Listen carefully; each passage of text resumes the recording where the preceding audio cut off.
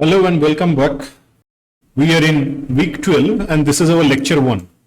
In this week, we are going to study buckling.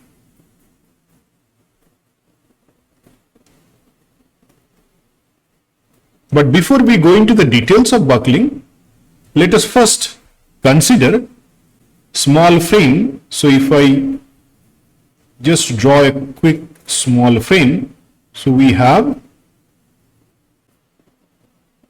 two columns as you can see, and it has a beam which is marked here. Now, if we put a vertical load here, so the load is actually transferred to this column, and each column, if I draw the load on the column, is under the action of this vertical force. Now, if we take a cross section of this column, it is say a rectangular cross section which has two dimensions, right? So this is B and the depth is D. The length of the column, say L. Now, if we keep on increasing this load P, then obviously, depending upon the length of the column and of course the size, the column fails in different ways. For example, if we just have say a very small column here, and then if we apply a point load P here, what will happen? At this section, we'll have stress sigma, which is P by A. And if we keep on increasing this, obviously there will be a deformation here and it will actually bulge like this. So the failure of this column, as you can see, is shown by this dotted line, is due to crushing.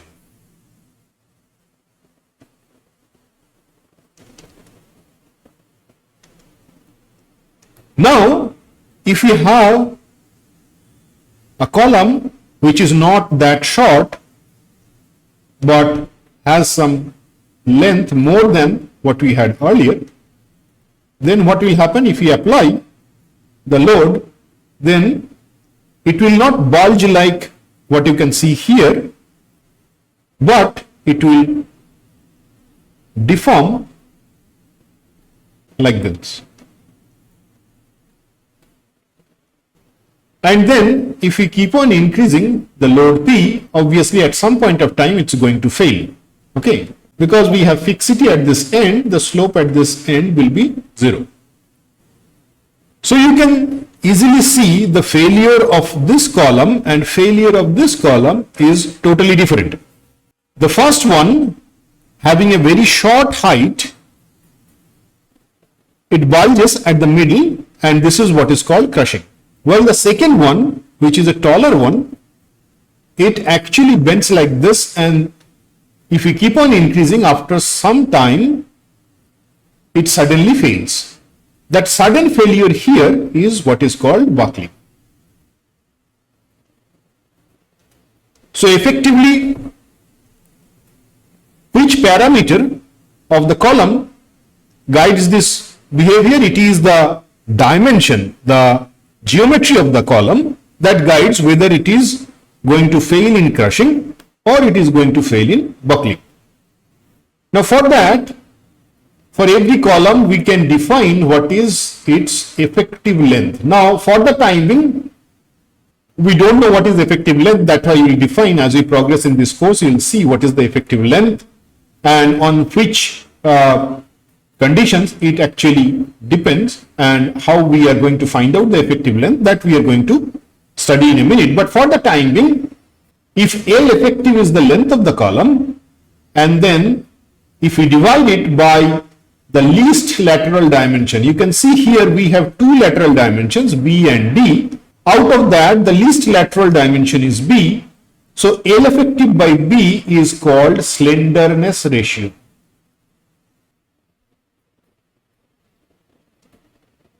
Now, depending upon the slenderness ratio, the behavior of the column changes, and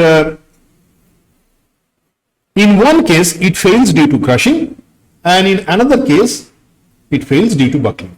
Now, if this ratio is less than equal to 12, then we call it a short column,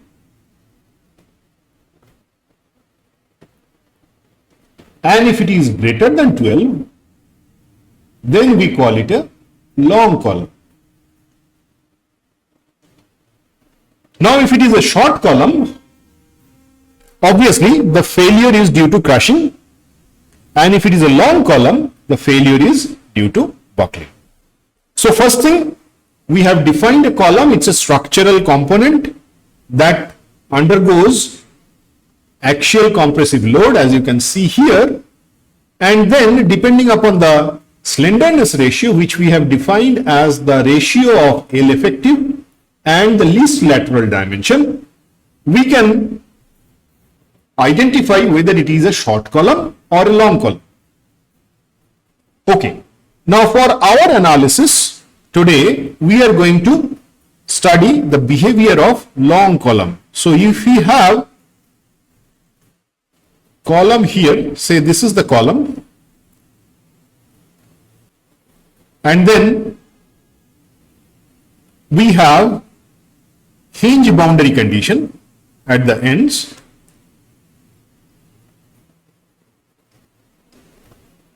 and what we do, we apply a compressive load of P that I will show you in a minute. Let us first modify this hinge condition a little bit. So we have a hinge at the bottom here and hinge at the top.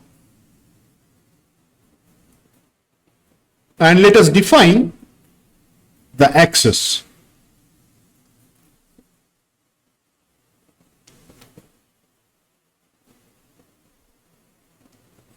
And we apply a load here, and let us mark that load which is acting here. The load is P. Now, obviously under the action of this load, the column is going to deform following this dotted shape. For this column, the length is L and EI is the flexural rigidity. Now, let us consider a section of the column at a distance x and let this deformation here, this be y, and the maximum bending is at the middle, which is here. Let this be E. Now, at a section X, we can write down the deformation in terms of the differential equation that we have already learned for a beam. So we have EI d2y dx2 is equal to minus mx. So what is the value of mx? Mx is equal to P times the deformation y, and therefore we can modify this equation. So we have EI d2y dx2 is equal to minus Py. So if you take this P times y, on the left hand side we have EI d2y dx2 plus pi is equal to 0. Now let us define lambda square is p by ei. Then we can modify this equation. We have d2y dx2 plus lambda square y is equal to 0. So this is the equation for this column, which is going to deform due to the application of the force P, as you can see here. Remember, we have hinge condition at the both ends, right? Now, this is an ordinary differential equation, as you can see, and this equation needs two boundary conditions to solve it, and we have boundary conditions defined at the ends. So at x equal to 0, we have y equal to 0, and at x equal to L, again y is 0. Now, using these boundary conditions, we can solve this equation, and we know the solution of this equation is y of x is equal to c1 cos lambda x plus c2 sin lambda x. So that is the solution of the differential equation. What it means, it is the expression for this deformed shape, what we have marked using this dotted line, right? Okay, now this equation has two constants, C1 and C2, and that we can evaluate from the boundary conditions. For that, let us first put x equal to 0. So we have y of 0, that means at x equal to 0 is 0. So if we use this condition, we have C1 cos lambda times 0 plus C2 sin lambda times 0, which is equal to 0. Now we know this term is 0 and cos of 0 is 1. So what we have here is C1 is equal to 0. So we get the first condition from the first boundary conditions, and that is C1 equal to 0. Therefore, the solution yx we can write, we can remove this part, we have only C2 sin lambda x. So let us simplify. So we have here C2 sin lambda x. Now for C2 we can use the second boundary condition, and that is y of x equal to L is again equal to 0. So if we use this condition, what we have, C2 sin lambda L is equal to 0, and just by looking at this expression you can easily conclude that there is a possibility of C2 equal to 0, but if C2 equal to 0, then we have a trivial solution.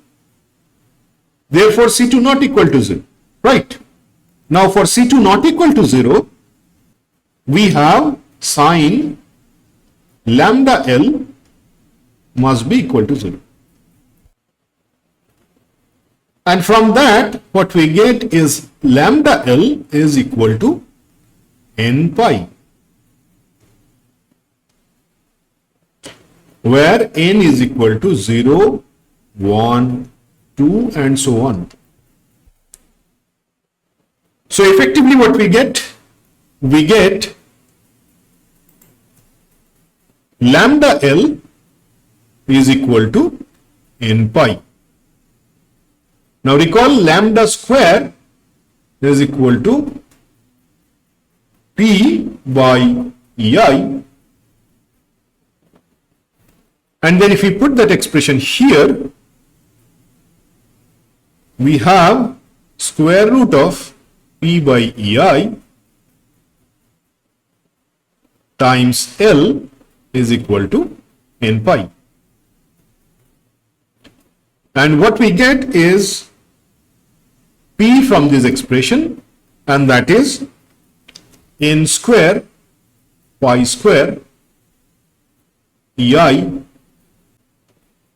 by L square. And the value of n is 0, 1, 2, 3 and so on. Now if you put n equal to 0, obviously we get again P equal to 0. That's a trivial solution. We do not apply any load then. Okay. Now for n equal to 1, we get P is equal to pi square EI by L square. Similarly, n equal to 2, we have P is equal to 4 pi square EI by L square. Likewise, if you put n equal to 3, we will get another value of P. These are actually the values of the critical load. So if we apply this value of critical load, we get a failure which is defined by this dotted line. So if we increase the load, and the moment this P reaches the critical value when n equal to 1 is the fast critical load, and therefore we call it P critical. So this is the fast critical load. Similarly, here we have P critical, and this is the second critical load. Likewise, we can find out third critical load and so on. But obviously, if we consider the safety of the column, if we keep on increasing the load, the moment it reaches the first critical value, the column has the first buckling failure. And it is a sudden failure the moment you apply this, and if this is equal to P critical, or we call it first critical load, and then immediately the column is going to fail due to buckling. Remember, the slenderness ratio for this column is more than 12, and we have long column. Obviously, if the slender ratio is less than equal to 12, then we have a short column which is not going to fail due to buckling. Okay. Fine. So for first case, if we have two ends hinged, then we have identified the deflected pattern for the first critical load. Now if we wish to draw the second critical load, obviously the pattern is something like this. Similarly, we can also draw the deflected pattern for other critical loads if we keep on increasing this n, 3, 4 and so on, right? But as I said, from the design point of view, obviously our main concern is the first critical load, because if we apply the load and keep on increasing, the moment the load reaches the first critical value, the column is going to fail. Now, remember this expression. So P critical is equal to n square pi square EI divided by L square. This is for hinge boundary conditions. Right. Now, we are going to see how the critical load changes if we change the boundary conditions. So, for that, let us consider a cantilever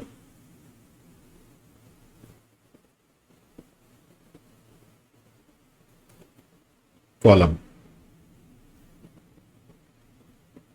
So, effectively for this case, what we have a long column which has fixity at the bottom. So, at this bottom, it is fully fixed, and at the top, it is free. So, it is a cantilever, and we apply a force P here.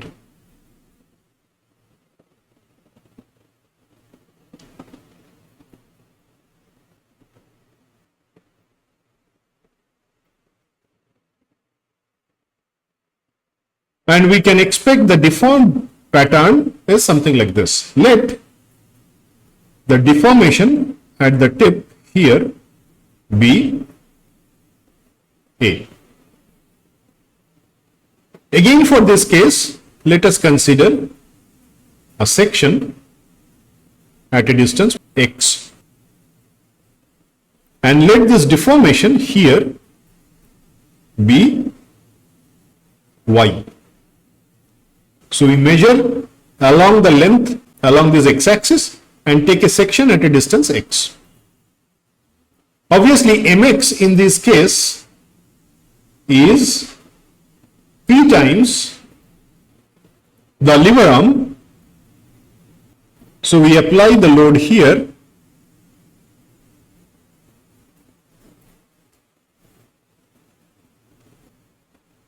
So, the lever arm in this case is A minus y.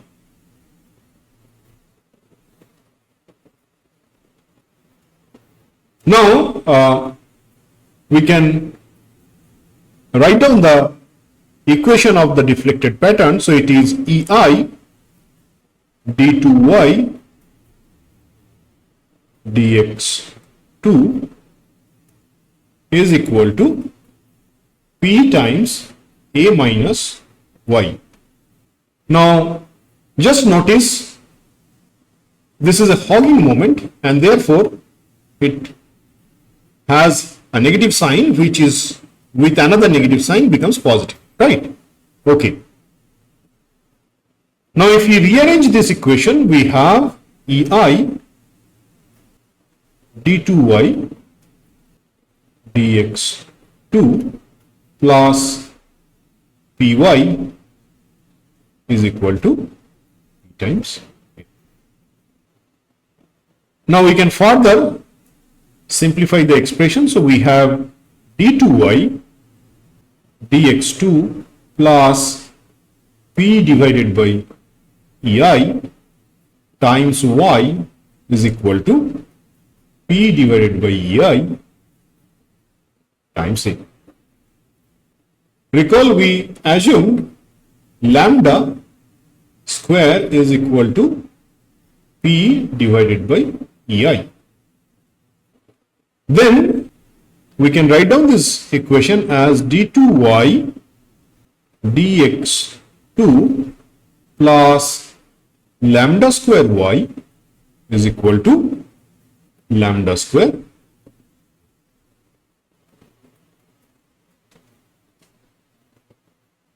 Now, if we just compare this equation with the previous one, here you can see on the right hand side we had 0 in the earlier case, and that's the reason when we wrote the solution for this equation we had only the complementary function part and there was no particular integral. So, for this problem we have to first consider the homogeneous part, that means d2y dx2 plus lambda square y is equal to 0. And if you solve this, you are familiar with linear differential equations.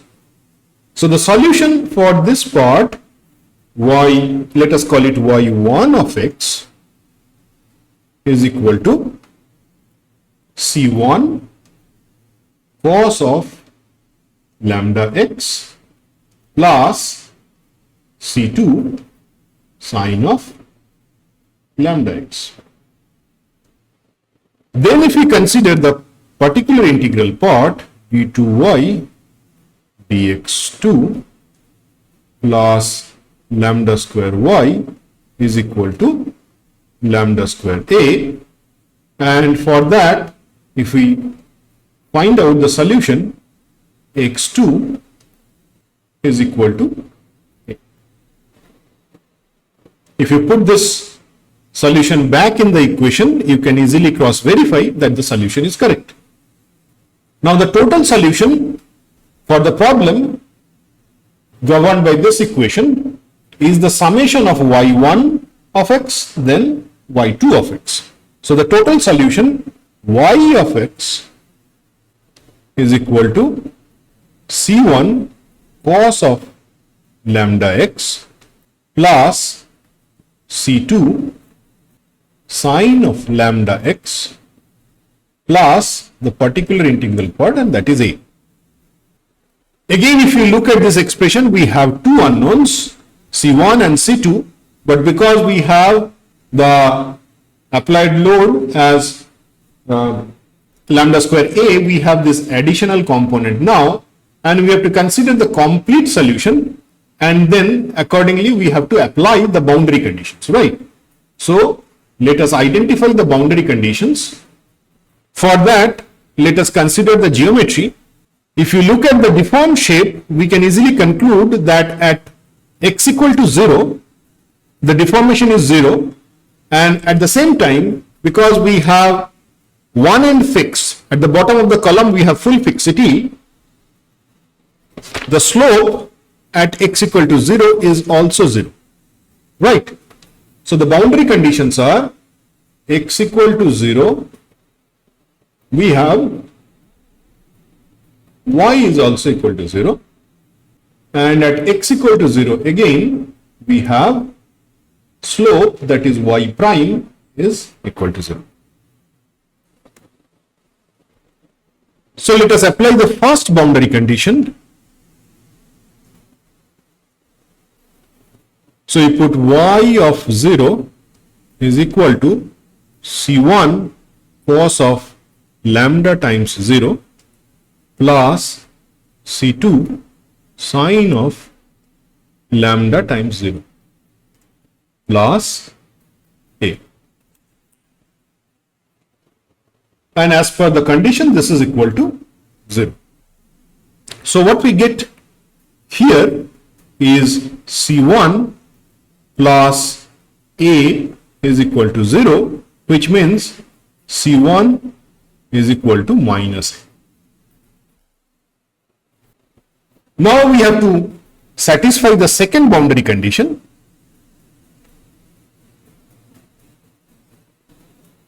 And for that, let us first find out y prime of x, and for that we have minus c1 lambda sine lambda x plus c2 lambda cos lambda x, and if we apply the condition, we have y prime of 0 is equal to minus c1 lambda sine lambda times 0 plus c2 lambda cos of lambda times 0. This is equal to 0 because the slope at the bottom is 0 because of full fixity. So from this expression, what we get, this term is 0. So we have C2 is equal to 0 because lambda is not equal to 0, right?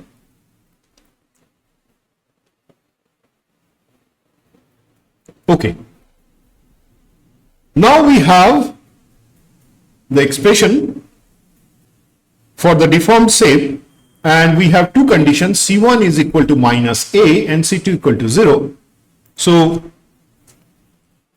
y of x is equal to C1, which is minus A cos of lambda x plus A. Now remember, we derived this expression with the assumption that this is A. That is, the net deformation at x equal to L, L is the length of the column, we have the deformation which is defined as A. So if we satisfy that condition at x equal to L, we have minus A cos of lambda times L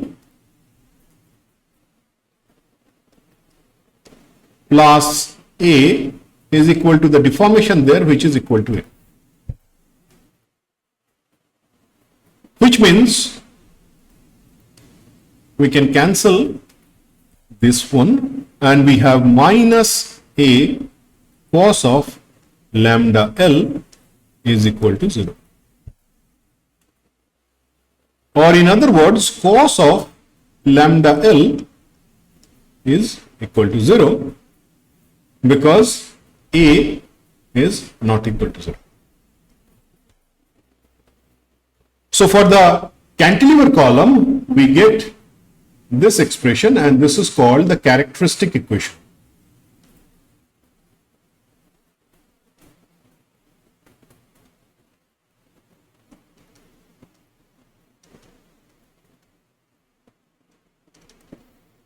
Now recall, for the previous case, when we had two-hand hinged, the characteristic equation is here.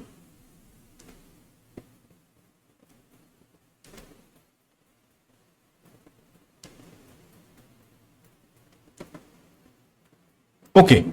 Now for this case, we have cos lambda L is equal to 0, and therefore lambda L is equal to pi by 2, then 3 pi by 2, then 5 pi by 2, and so on.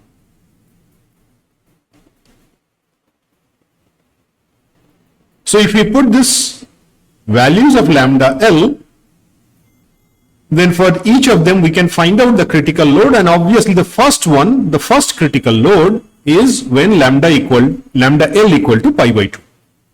So we know the expression of lambda, so that is P by EI square root of this quantity times L is equal to pi by 2.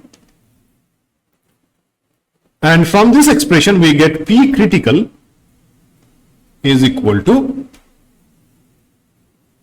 pi square EI divided by 4 L square. So this is the first critical load for a cantilever column. Obviously, we can also find out the other critical loads, which are not important because this critical load is the load corresponding to which we will have the first failure, and therefore we are only interested to design the column against this load, as we are going to have the first failure here. Now, if you look at the expression of the P critical in this case, and if you just compare the same with the previous case here, you can see for the first critical load we have pi square EI by L square. So for hinge case, here we have L square in the denominator, while for the cantilever column, we have pi square EI by twice L square. So we have twice L in the denominator. Now if we generalize the expression, we have P critical is equal to pi square EI divided by L effective square. Let me use the capital L because that's how we have identified the length of the column. So if we have hinge case, L effective is equal to L. Now in case of fixed free case,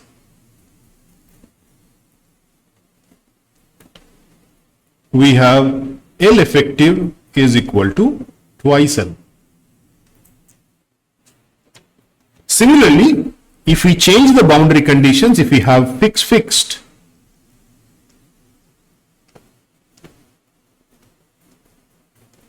L effective is L by 2, and if we have fixed and hinge, L effective is equal to L by root 2. Now these two boundary conditions, I leave it as an exercise for you, so just take it as a home task and find out the first critical buckling load and check whether you get the L effective is these two for two different boundary conditions, as you can see on your screen. So effectively what we learned today, for a column,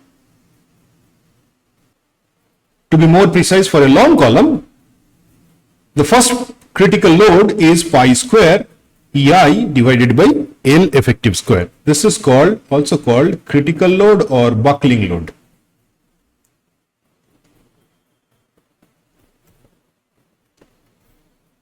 And this was first derived by Euler, so this is called Euler's buckling load. Okay. So let us stop here. In our next class, first we'll quickly revisit these boundary conditions. We'll see what you derive. Take it as an exercise. I will quickly go through this and we'll verify whether the L effective is this one. And then we are going to study what are the limitations of Euler buckling load, and also we'll solve some problem. So let us meet in the second class of this week. In the meantime, you just try the last two boundary conditions, and then we'll see how we can apply this and solve some structural problem in the next class. Thank you very much.